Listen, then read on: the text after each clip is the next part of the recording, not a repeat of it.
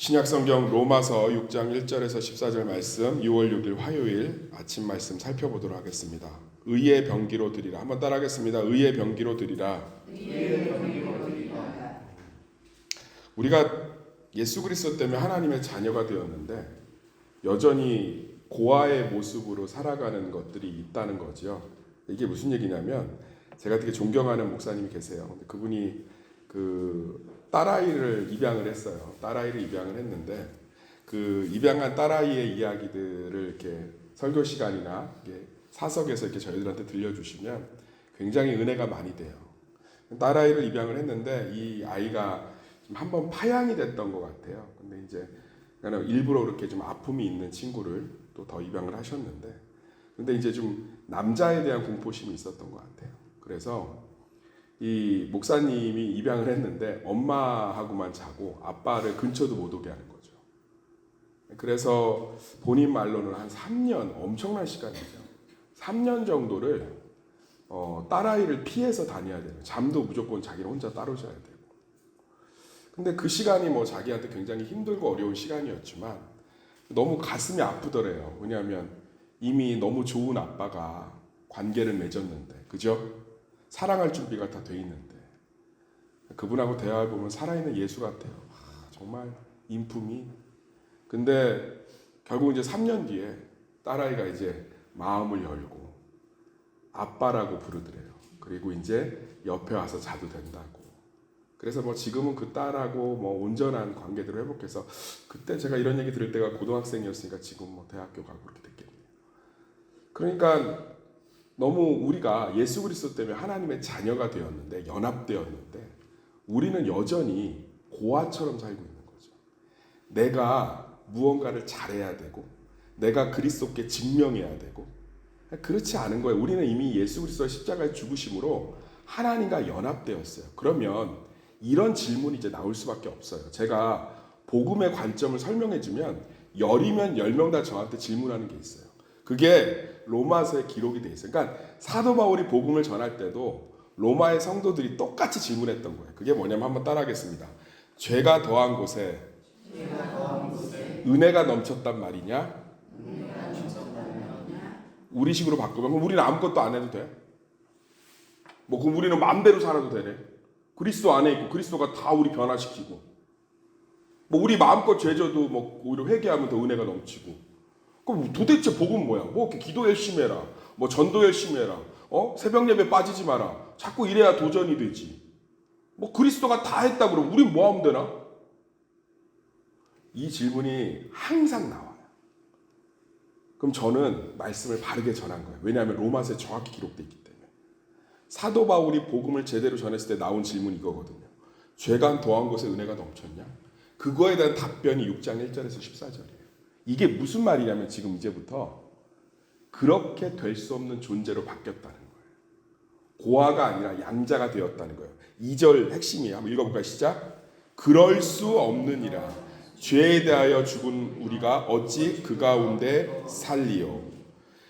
4절에 이는 뒤에가 또 핵심이에요. 아버지의 영광으로 말미암아 그리스도를 죽은 자 가운데서 살리심과 같이 우리도 또한 새 생명 가운데 행하게 하려 함이니. 그러니까 무슨 얘기냐면 우리 안에 선하신 영인 성령이 예수 그리스도가 우리의 모든 죄를 사하심으로 우리 안에 내주 들어와 자리를 딱 잡고 계시기 때문에 우리가 이제는 마음대로 살고 싶어도 살 수 없고, 이제는 하나님을 떠나 살고 싶어도 살 수 없는 근본적인 변화가 일어난 하나님의 자녀로 연합되어 있다는 거예요.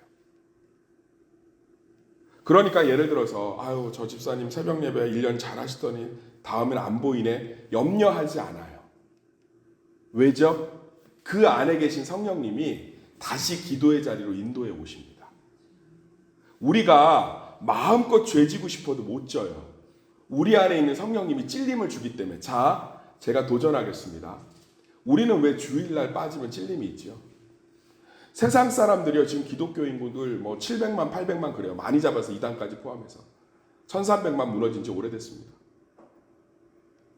세상 사람들 대부분이요 4300만 정도의 사람들이 주일날 예배 빠지면서 찔림이 없어요. 근데 왜 우리는 찔림이 있죠? 왜 우리는 남들 하나도 안 하는 새벽 예배에 나오면서 한 일주일 쉬면 나 이렇게 살면 안 되는데 왜 이런 생각이 왜 들죠? 자꾸 요즘 교회하고 멀어지고 옆집 언니하고 노는 게 재밌어지고 어떤 사람들 만나서 그 사람 무리들하고 재밌게 놀면서도 커피 다 마시고 나오면서도 나 이렇게 살면 안 되는데 왜 그러죠? 뭔 잘못을 했길래? 그게 우리 안에 있는 성령님의 역사예요. 할렐루야. 자꾸 우리를 의로 인도하는 거예요. 그래서 하나님의 자녀는 죄를 지을래야 지을 수 없는 사람으로 변화되어야 합니다.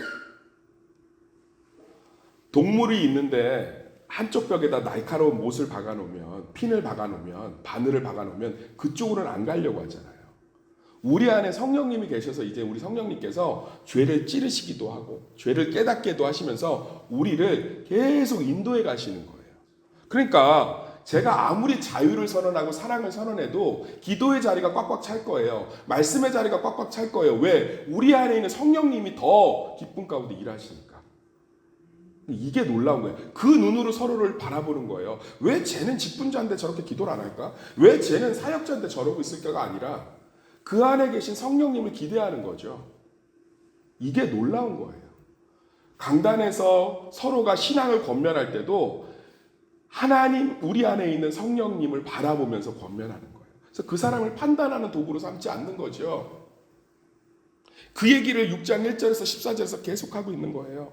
8절부터 11절이 핵심이에요. 그게 뭐냐면 in Christ, 그리스도 안에 있다는 거예요. 우리의 모든 연약함도, 우리의 실수도, 우리의 넘어짐도 다 그리스도 안에 있기 때문에 우리는 그의 사랑과 그의 은혜 밖으로 넘어갈 수가 없고 버려질 수가 없는 거예요.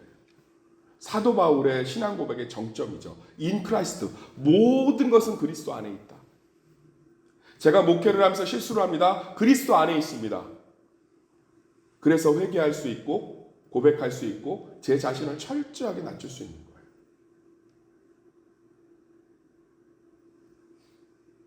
어떤 사역자가 질문을 했습니다.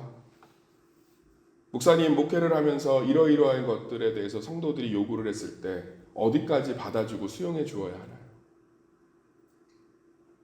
다 받아주고 수용해 주세요. 구원의 진리를 제외하고. 이거는 목회자의 권한 영역 아닌가요? 아니요. 우리는 그리스도 안에 있습니다. 나를 세우고 나를 공동체 앞에서 권위 있게 만들어주고 그 바른 방향으로 이끌게끔 리더십을 부여하는 것도 하나님 안에 있는 거예요. 내가 주어도 그리스도 안에 있기 때문에 줄 수 있는 거예요. 이 놀라운 복음의 자유들이 우리를 기쁘게 하고 평안케 하기를 간절히 소망합니다. 우리는 이미 그리스도 때문에 죄의 죽은 자가 되었어요. 마음대로 살려고 해도 살 수가 없어요. 목사님 열심히 하다가 교회 떠난 사람도 있는데요. 그 안에 그리스도 성령이 계시면 돌아옵니다. 성령이 계시지 않았다면 예수 안에서 열심히 한 것이 아니라 자기 신념과 의지로 열심히 한 거죠. 실제로는 예수를 믿지 않은 거겠죠. 다시 한번 말씀드리겠습니다. 우리는 우리 안에 하나님의 놀라운 영이 계십니다. 그 영이 우리를 인도하고 계십니다. 그 영이 우리와 함께하고 있습니다. 그래서 우리는 무언가를 증명하고 열심히 하는 것에 내몰아치지 않아도 우리 안에 성령께서 날마다 그 놀라운 일들을 위해서 우리를 깨닫게 하시고 인도하시고 몰아가시고 함께 하시는 줄 믿습니다. 신앙의 훈련을 통해서 신앙의 성숙함을 통해서 그 성령의 인도하심을 날마다 더 좁게 하는 것이 우리 신앙생활의 목표가 되어야겠죠. 그래서 성숙한 신앙인은 성령의 인도에 민감해지는 거예요.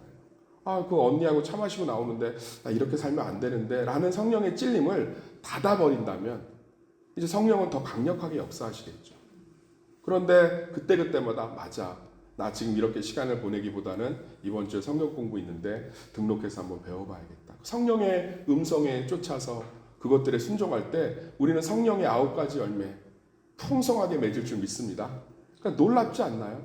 우리 안에 성령이 내주하심으로 말미암아 날마다 우리를 죄를 깨닫게 하시고 불의에서 우리를 인도하셔서 하나님의 은혜로 더욱더 인도하시는 줄 믿습니다.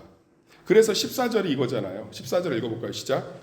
죄가 너희를 주장하지 못하리니 이는 너희가 법 아래 있지 아니하고 은혜 아래 있으니.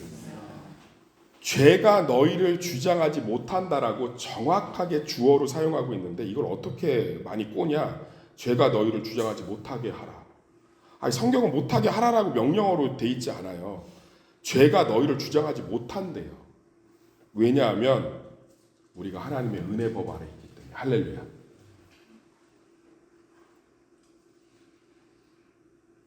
놀랍지 않나요?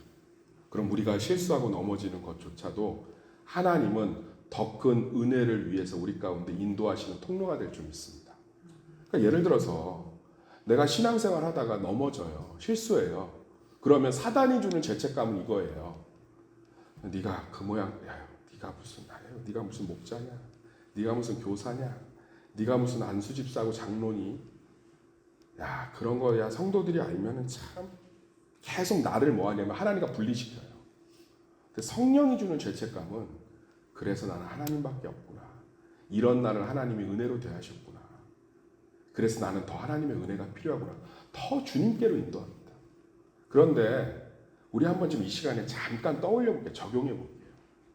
내가 죄 짓고 넘어졌을 때 처음에는 사단이 주는 죄책감에 사로잡혀서 웅크리고 원망하고 상처받지만 다 신앙 회복하는 거 보면 아유 그래 하나님밖에 없어 사실은 기도밖에 없어 그러지 않나요?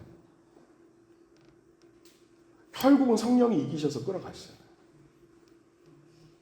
그 실수와 연약함을 통해서 다져지고 변화되고 모든 게 그리스도 안에 있잖아요. 누구의 말 때문에 상처를 받았습니다. 아, 나 진짜 이 교회 너무 싫다. 그 모든 사건이 그리스도 안에 있다고요. 얘가 지금 말로 상처를 받으면 안 되는 멘탈이에요. 그러면 하나님이 지키신다고. 천사를 통해서도 입을 봉하시는 줄 믿습니다. 나귀의 입을 열어서도 선지자가 거짓 증거하지 못하게 막으실 수 있는 분인 줄 믿습니다. 근데 그리스도 안에서 노출시키시는 거예요. 그래서 내가 마음이 아파요. 그런데 성령께서 그 아픔을 통해서 내 마음을 온전히 알아주시고 이해해 주시는 건 하나님밖에 없다라는 하나님을 더 친밀하게 의지하는 방향으로 인도하시잖아요. 지금 그 얘기를 계속 하는 거예요. 우리의 모든 것이 그것이 연약함이든 죄성이든 실수든 넘어짐이든 승리든 영광이든 그리스도 안에 있다. 사도 바울이 그렇게 미움받고 그렇게 저주받고 목숨을 버릴 정도로 매맞고 가난하고 쫓기고 평생 결혼하고 의지할 사람도 없고 나중에 디모데후서 보면은 다 떠나고 아무도 없고 감옥에 갇혀 있으면서 추우니까 외투 한 벌만 가져달라고 사정하고 어디서 목사 안수를 제대로 받질 못했으니까 그거에 대해서 평생 공격받아서 네가 사도냐 그러고 다른 사도들은 다 사례비 받으면서 사는데 본인은 사례비를 안 받았는데 그 선교비 좀 받았다고 맨날 공격받고 선교비를 제대로 쓰는지 우리가 어떻게 아냐? 그 사도 바울이 우울증 안 걸리고요. 그 사도 바울이 빌립보서 보면 기쁨을 얘기하고 있어요. 빌립보서는 성경 전체에서 기쁨에 대해서 가장 명확하게 고백하고 있는 책이에요. 딱 하나예요. 모든 것이 그리스도 안에 있다. 할렐루야. 고린도 교인들이 사도 바울 제가 목회자가 되고 나니까 고린도 전서를 못 읽겠어요. 너무 마음이 아파서 동감이 이입이 되니까 감정이 막 진짜 사람의 마음을 난도질을 해놔요. 고린도 교회는 사도 바울이 개척한 교회예요. 사도 바울이 개척해서 유일하게 성공한 교회예요. 선교비 후원해 줄 테니까 파송받은 교회예요. 한 푼도 안 보내요. 제일 가난했던 빌립보 교인들이 다 선교비 보내지. 그러면서 들려오는 소리들은 왜 선교비 안 보내는 줄 아냐? 뭐 문제가 있으니까는 뭐 교회 떠났지. 뭐 문제가 있으니까는 결혼 못 하고 있지. 문제가 있으니까는 베드로처럼 사례비를 안 받는다고 그랬지. 그런데 사도 바울이 그거에 대해서 하나하나 답변하면서 무슨 심정으로 썼을 것 같아요. 그런데 그 일 때문에 고린도 교회 회개가 일어납니다. 할렐루야. 그것 때문에 고린도 교회가 지금도 목사님이 있어요. 할렐루야. In Christ. 그 고린도 교회의 아픔이 결국은 고린도 교회를 새롭게 하잖아요. 이게 미치는 거예요, 복음이. 우리가 사도 바울이 왜 그렇게 절박하게 절규하게 모든 서신서마다 너희의 모든 게 in Christ, in Christ, in Christ. 사도 바울의 서신서에 다 들어가 있어요. in Christ, in Christ, in Christ, in Christ. 그리스도 안에 있다. 그리스도 안에 있다. 그리스도 안에 있다. 너희의 모든 것이 그리스도 안에 있다. 여기도 마찬가지야. 너희들 그리스도 안에 있다. 그리스도 안에 있다. 이게 복음이다. 이게 놀라운 십자가의 완성이다. 너희의 모든 것이 이제는 그리스도 안에 있다.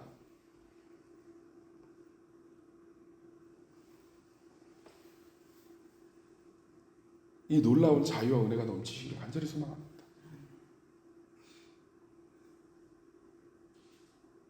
대학을 진학하려고 하는데 떨어졌습니다. 우리가 기뻐하고 기대할 수 있는 건 그게 그리스도 안에 있는 거예요. 너 기도만 하지 말고 교회 생활만 열심히 하지 말고 너도 공부를 열심히 했어야지 라가 아니라 이것이 그리스도 안에 있는 거예요. 그러면 우리는 똑같이 또 질문이 떠오른다는 거야. 그럼 뭐 마음대로 살아도 돼? 공부 안 해도 돼? 봐요. 복음을 제대로 전하면 그 질문이 떠올라요. 그럼 공부 안 해도 돼? 다 그리스도 안에 있으면 이 죄수 삼수해도 되겠네. 그러니까 사도 바울이 또 똑같이 6장 1절 14절 얘기하죠. 그럴 수 없다. 우리 안에 성령이 있기 때문에 계속 우리를 재수하고 나서 실패하고 넘어지면서 내가 정신 차려야지. 성령이 인도하신다는 거예요. 자꾸 인크라이스트 떠올리면 똑같은 질문 떠올려요. 그럼 우리 뭐 내버려 두면 돼? 열심히 안 살면 돼? 그럴 수 없다. 너희가 죄의 법 아래 있지 않다. 은혜 아래 있다. 너희가 그리스도와 연합되어 있기 때문에 너희 안에 계신 성령이 죄 가운데 죽었는데 어찌 너희를 내버려 둘 수 있겠니? 우리를 생명 가운데 행하게 하신다. 의 가운데 행하게 하신다.